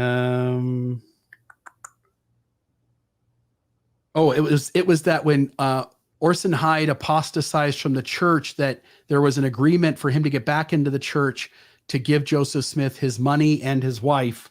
So while that certainly sounds shady, there's at least recognition that Orson Hyde is there and giving consent. And so I also would want to be really careful, as if we're going to be critical of Mormonism, of imposing that Orson Hyde was on his mission when this marriage took place. At least recognize that that's possibly true, but that we ought to probably stop way shy of imposing that as a truth. Right. I mean, I would tend to go with an account that was written a year after the event by one of Joseph Smith's scribes, which is what Bullock was.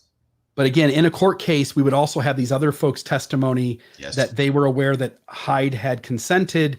And so it really gets messy. Yeah. And then we have the opportunity to cross-examine them and find out what their basis of knowledge is. And by the way, you made this point this week. I don't know if you remember this, but you made the point about the Partridge sisters. Do you remember this? Yeah. Lauren Tracy. Would you no, but if you remember it, would you make mention of it? Because I think it is at least of note. Oh, right. Well, the idea would be, I'm sorry, I've been thinking about this too much over the past week. And I know you have a lot of stuff. But yeah, if Joseph Smith were married to Miranda back in 1832, right? 42 or 32, sure. 32, as part of this plural marriage thing, right? This is going on super early, according to that theory. Then why would he marry her again in 1842 or 3, as you pointed out?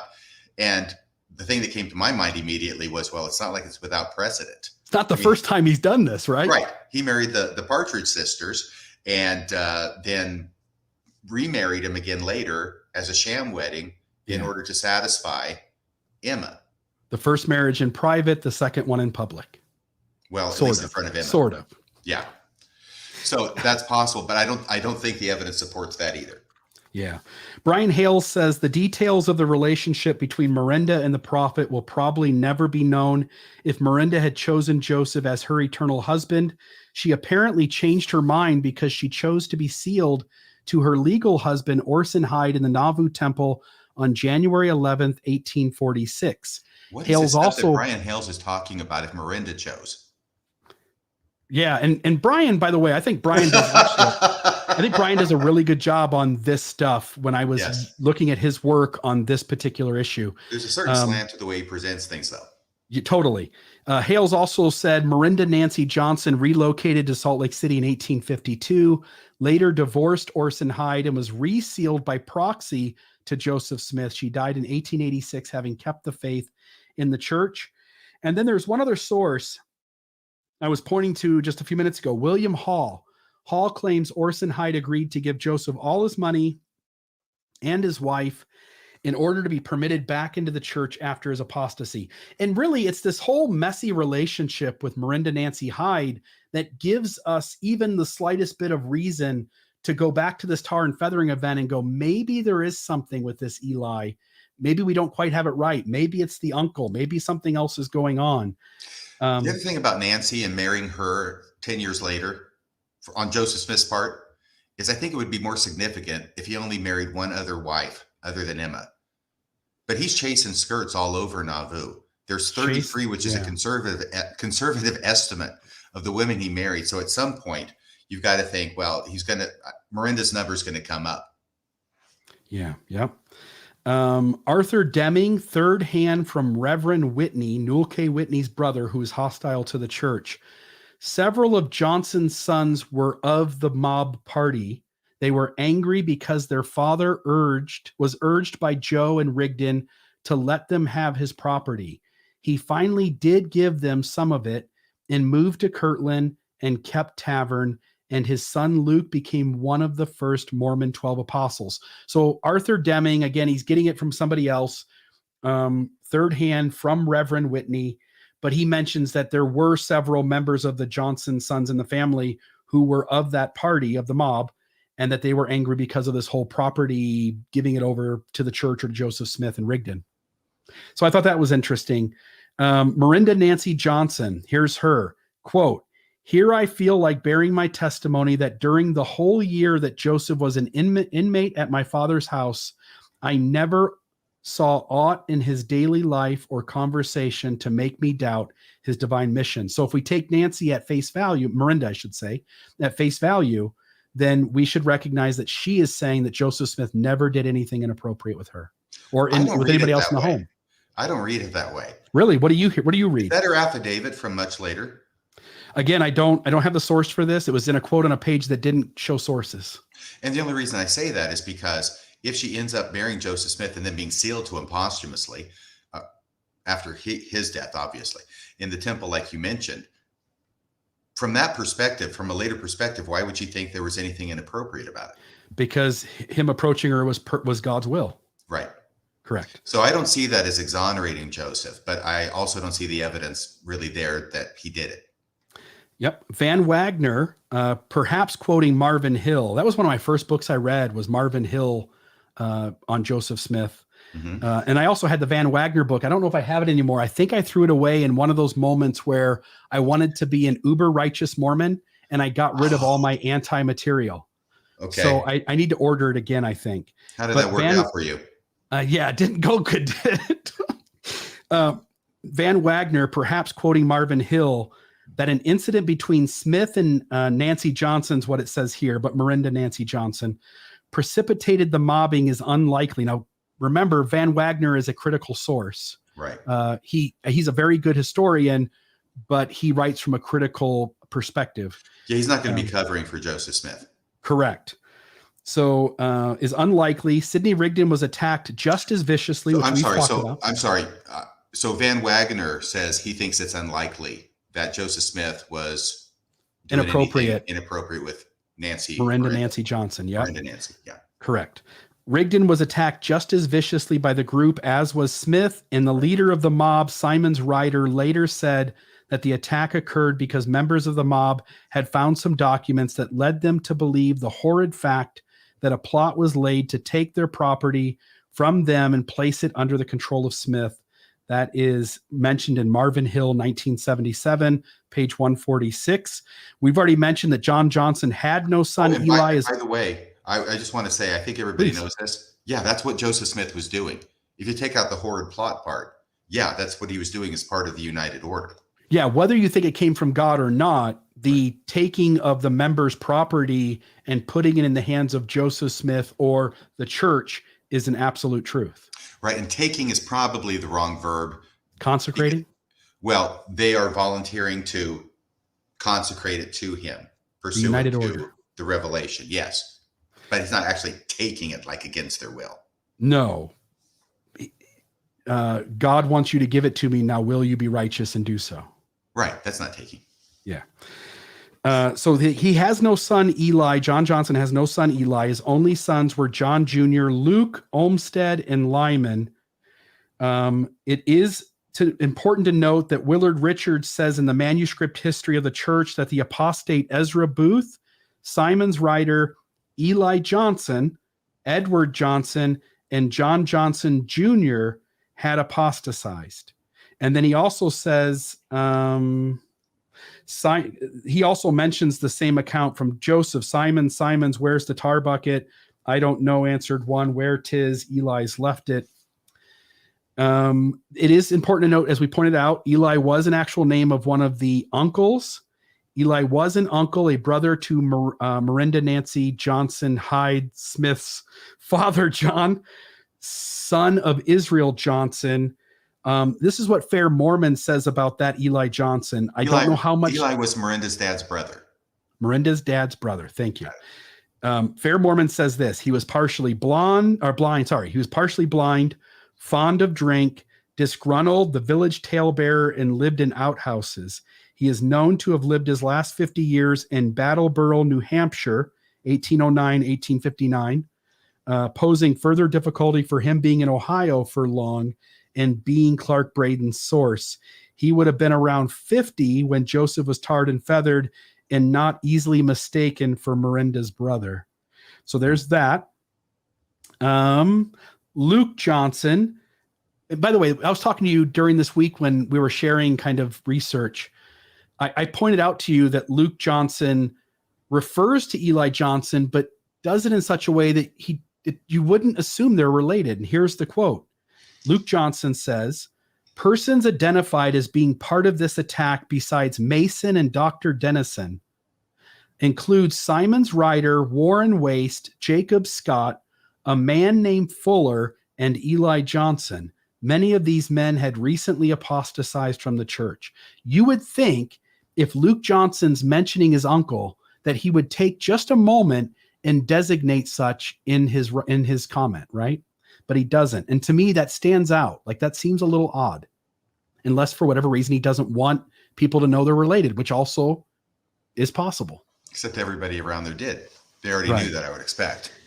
I also thought that maybe Eli was short for Lyman, because we were talking about, Dan Vogel pointed out that Lyman wasn't there. Bill has been running down every woodchuck. Every possible thing. I thought maybe Eli is similar to Lie. So you could have Lyman, you would call him Lie, but someone else hearing that might refer later to it being Eli. Right. So, but Lyman also has an alibi. He was on an Eastern mission for much of 1832, and he was with Orson Pratt continuously from February 3rd to November 8th. Plus, Lyman was a believer. All right. Any thoughts there? And then I want to wrap up with a conclusion. We can take a couple phone calls, and I'm going to go take a shower and hit the bed because I'm exhausted. You should go out in that hot tub you have in back. Maybe I'll do that instead. Yeah, that's what I would do. Okay. It's southern Utah, but it is a nice night tonight. I think it's maybe 82 degrees or so. That hot tub right next to your outhouse. Right next to my outhouse. You can spend the night in the hot tub. Yeah, I'll be ill. Any other thoughts there before we give a conclusion? No. Okay. You've done a great job, I think. And Let Dan me Vogel give just said that you've done a great job running this down. So that is praise from Caesar. Good. There are 4 things I want to note in the conclusion. While there is some data lending credibility to the claim of sexual misconduct being at least part of the motive of the 24th of March, 1832, when we get to the end, I want you to share from a legal standpoint, evidence for, evidence against, and you can give your concluding thoughts. Such as the attempted castration, the later allegations, the sealing marriage of Smith to Miranda Nancy Hyde. Me personally, I think this is weak at best and is clouded by the errors created by Fawn Brody and perpetuated, Clark Braden, and perpetuated by Fawn Brody, and also perpetuated by all of us as critics of Mormonism who are so quick to repeat this story. To see misconduct on the part of Mormon leaders at every turn, number 1. Number 2, there may have been multiple motives of the mob, but it seems the clearest explanation for the events of that night can be best understood by the words of Simon's writer himself. Simon's writer later defended his actions against Smith and the Mormons. Remember, he goes right against his son's funeral conversation, explaining that the attack was not a manifestation of religious intolerance. In fact, the people of Hiram were liberal and disposed to turn out and hear the Mormons and other religions.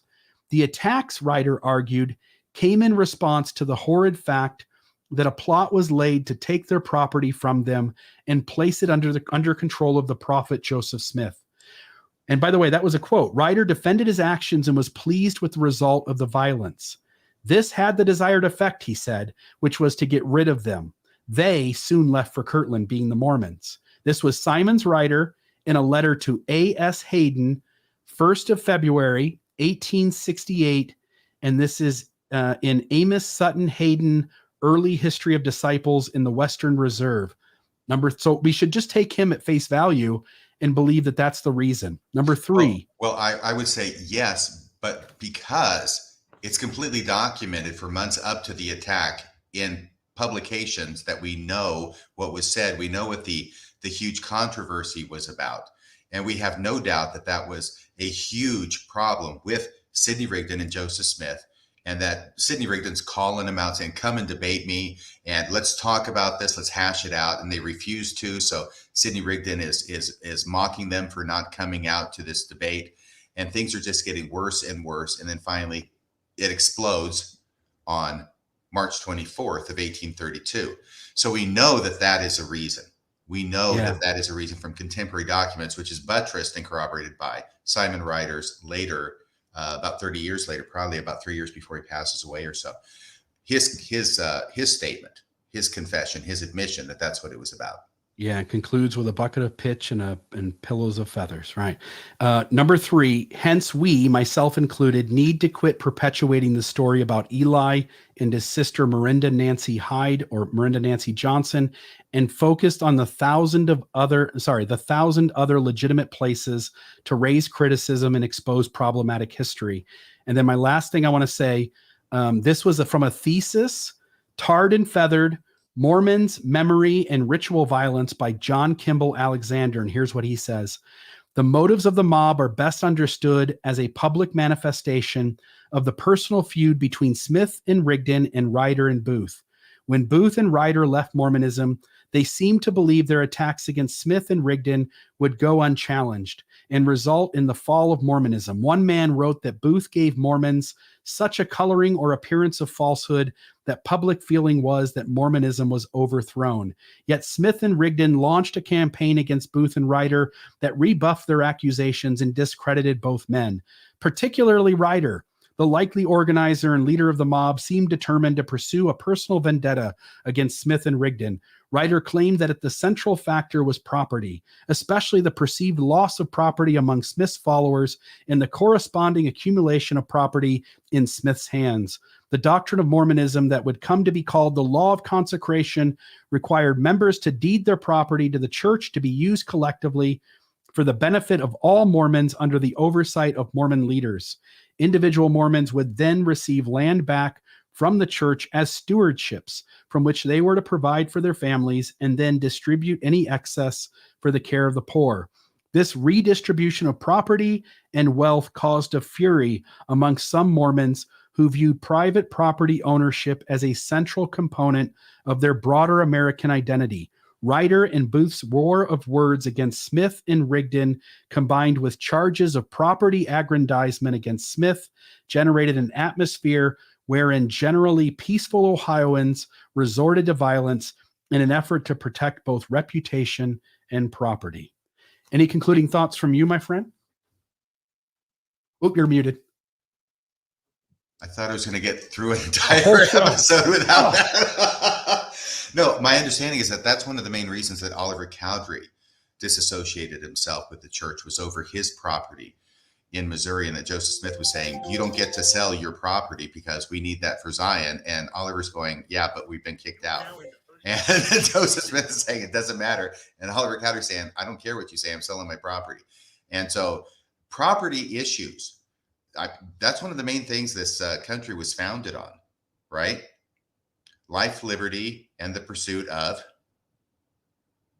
happiness or property. I think that was one of the versions. Anyway, property rights, very, very important to early Americans, still important to Americans today, though much more, I think, important at that time. And people would part from their profits over that issue, including Oliver Cowdery, though there was also the Fanny Alger situation. But having said all of that, I think that the evidence in this case that Joseph Smith was having sexual relations or whatever with Miranda Nancy Johnson is circumstantial at best. And I said before, maybe probable cause. That's how much you need to get a search warrant. It's an ambiguous phrase, right? It's an ambiguous phrase where a reasonable person would think that, yeah, something wrong's going on there. But for me, and different people view evidence differently, by the way, and that's important to recognize. That's why there's 12 people on a jury, and sometimes they hang up because people watching the same evidence take it differently or weigh it differently. But for me, this doesn't even rise to the level of even close to 50% that that's the case, especially when we know that the overriding reason is documented and it's about property. Now, once again, that doesn't mean that the mob has to all be motivated by the same reason. And maybe somebody's out there, maybe somebody out there is named Eli, and maybe Eli is related to Miranda Nancy, and he thinks that something bad's been going on. So they bring along this doctor to do the castration on Joseph Smith. But it's all very circumstantial. It doesn't really amount to anything. We don't have anybody at the time saying that this is what was going on or any evidence that that was going on. It's because this doctor, by the way, I was reading the new book on Masonry by Cheryl Bruno last night. I'm not too far into it. I'm around 40 pages into it, but I did notice an interesting thing because we've been talking about this, and the doctor's name is Dr. Dennison, right? That they bring along. Well, guess who the name of the doctor was who assisted in Joseph Smith's birth? Dennison. Dr. Dennison. Yeah. Yeah. Maybe that's why he bailed. He noticed like the circumcision scar or something, you know? Yeah, I think, it was the same doctor actually. And he had a habit of putting his initials. And he noticed him when he went to castrate Joseph Smith. Exactly. D, Dr. Dennison. He said, oh, I can't do this. I delivered this kid. Right Okay. there on the frenulum. I think that's probably a coincidence sometimes, and this is very important to recognize. What did you just say? I said right there on the frenulum. Gesundheit. So, but honestly, this is something that's very hard to understand sometimes, but really sometimes a coincidence is just a coincidence. Okay. I know we got to get to phone calls, but it reminds me of one of my favorite Sherlock Holmes stories, and I can't remember which one it is. It might be, The Empty Room or something like that, where Sherlock Holmes proclaims, I don't believe in coincidences, or I don't believe in coincidence. It's almost a favorite or famous expression by Sherlock Holmes. And I remember the expression, and then I'm reading the story, and finally I get to the end of the story, I think about it and say, wait a second, this whole story is based on a coincidence. It's a total coincidence that it happens the way it does. And so it's undermining, the story is undermining the hero, Sherlock Holmes, when he says at the beginning, I don't believe in coincidence, at the beginning of a story where it's a coincidence. And coincidences do happen. This is obviously one of them. I'm pretty sure. I mean, there's a remote chance it could be the same guy, but it's pretty unlikely. Yeah, I wanted to throw just a couple little things here. There is one phone call in the queue. If people do want to call, it's 662-667-6667 or 662 Mormons. Yeah, we could do the old fist, but that's not it anymore. So people miss that. The kids love it. They do. I can understand, again, to go tar and feather someone because of things that built up originating with your name being spelt wrong is such an odd thing to me. I'm sure Simon's writer, and because he had this reason for the property, and I'm assuming he had other reasons as well, and the name being misspelled is only one of them. The church likes to minimize these stories to silly things, and generally human beings are much more complex. But I also want to note, we pointed out his name was misspelled everywhere. On this here is one of the sources that I was using tonight. It got to the end here, and President Simon's writer, treasurer.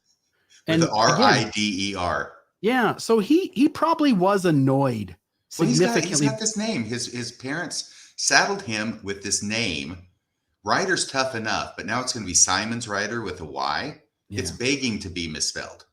And then the other thing I wanted to say was that I'm always trying to point at how the apologists add more allowances and conjecture. And that's often done with things like, but maybe, what if, maybe someday a thing will come forward and it will show that this thing is true.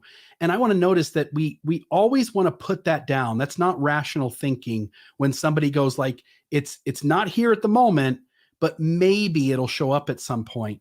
And notice that the only way you can make this story work with it being some sort of sexual misconduct. Again, Joseph Smith gave plenty of reasons for why we might start to believe that idea. You know, all of the polygamy, all the scandal, all of the inappropriateness with young girls such as Lucy Walker, which does have a father being sent on a mission and a woman, you know, a girl being brought into the home, being treated as a daughter and then being approached in intimate ways. So there are plenty of stories that give us reason to doubt that Joseph was appropriate and that something inappropriate may have led to this event happening.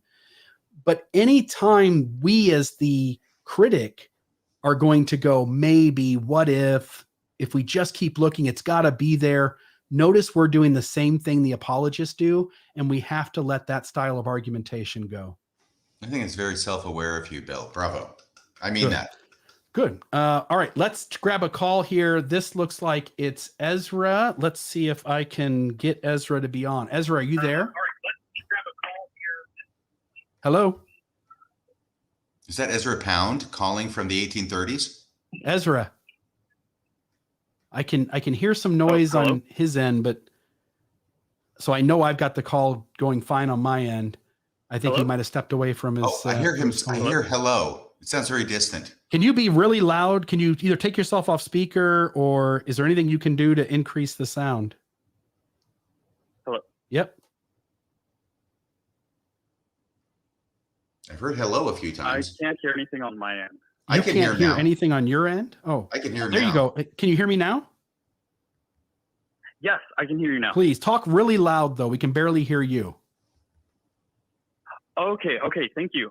No, I wanted to just comment on just I've thought a lot about the church and how rare it is for church leaders to admit when they're wrong, or for the church as an institution to admit that it has made a mistake with its history or has not given all the facts. And generally speaking, I think for institutions, like, you can trust someone when they tell you that they don't have all the information, or that they don't have the correct information, or that they admit that they've, made mistakes with their conclusions and things like that. And I just wanted to point that out, and how much I appreciate, and I think it's a good thing that you guys are putting that message across.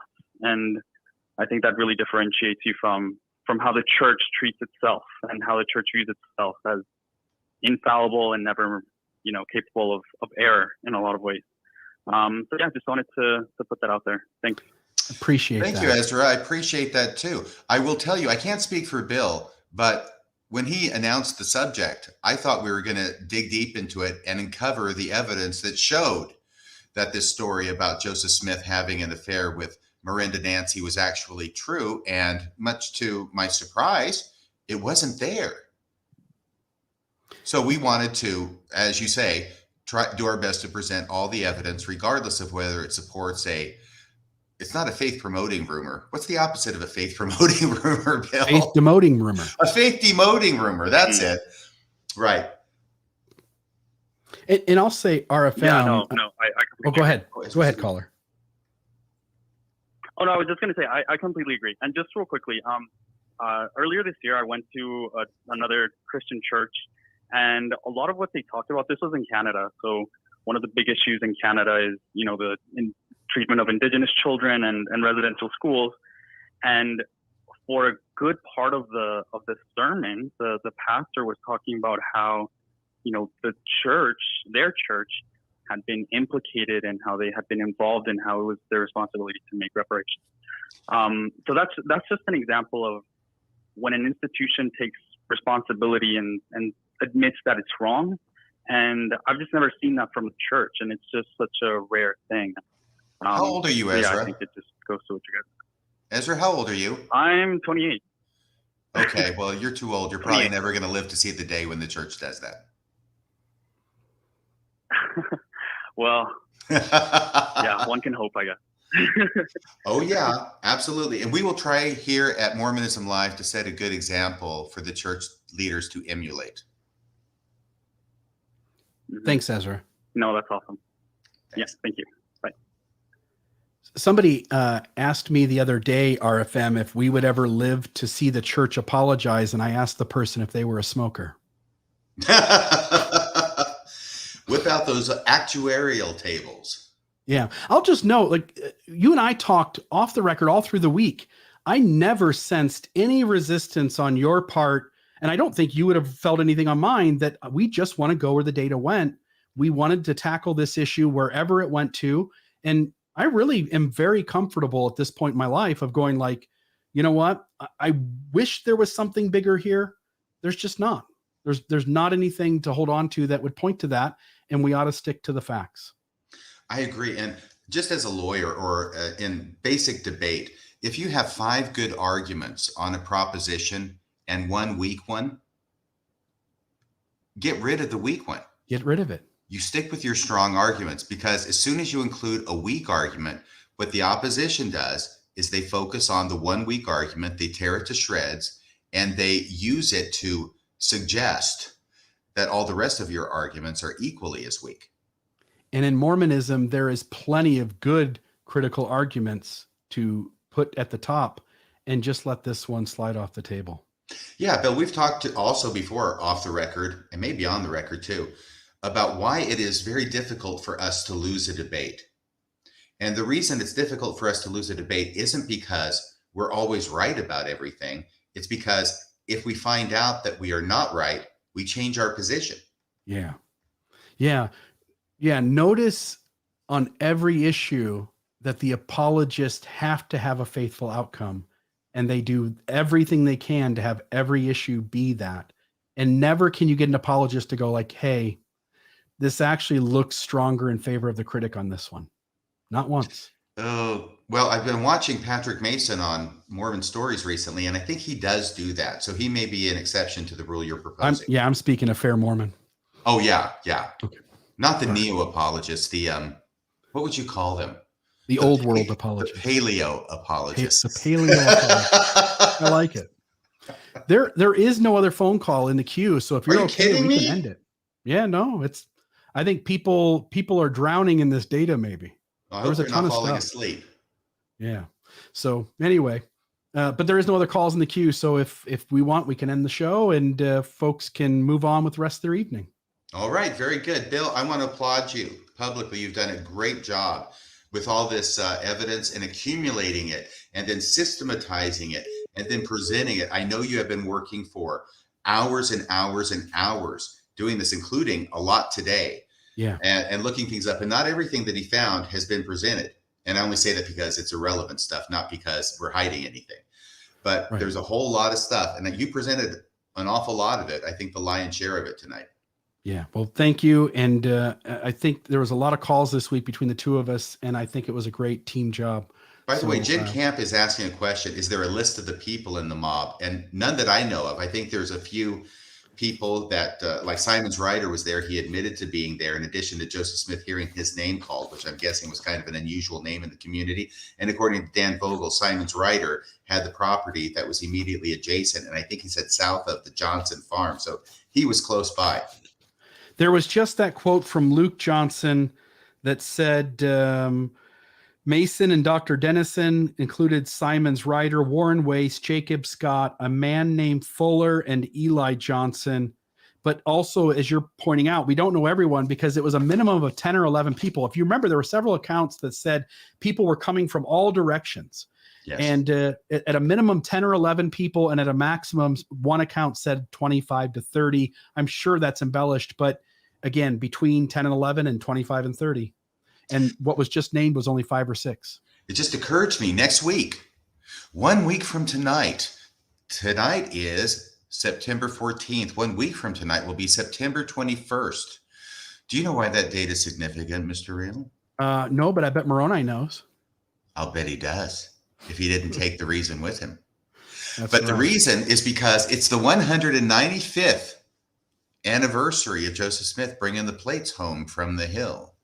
And we are lucky enough to have Dan Vogel, who is, he's the world's foremost expert on Joseph Smith.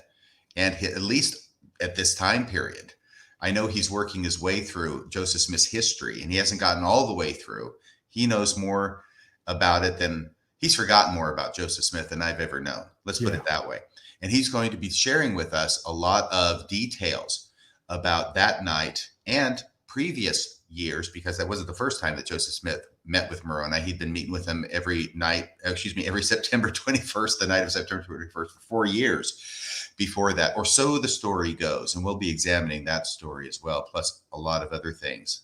Dan Vogel has told me it's going to be creepy and spooky, as it should be for such an occasion. And I won't be there. I'm going out of town, but I will try to catch the show from California. Well, you can call in if possible, like I did when you were doing the thing about Joseph Smith's picture. I'll try to do that. Alleged picture. Yeah, the alleged one. Yes. Okay, have a great night. Thank you, Bill. Bye-bye, everybody. Bye-bye.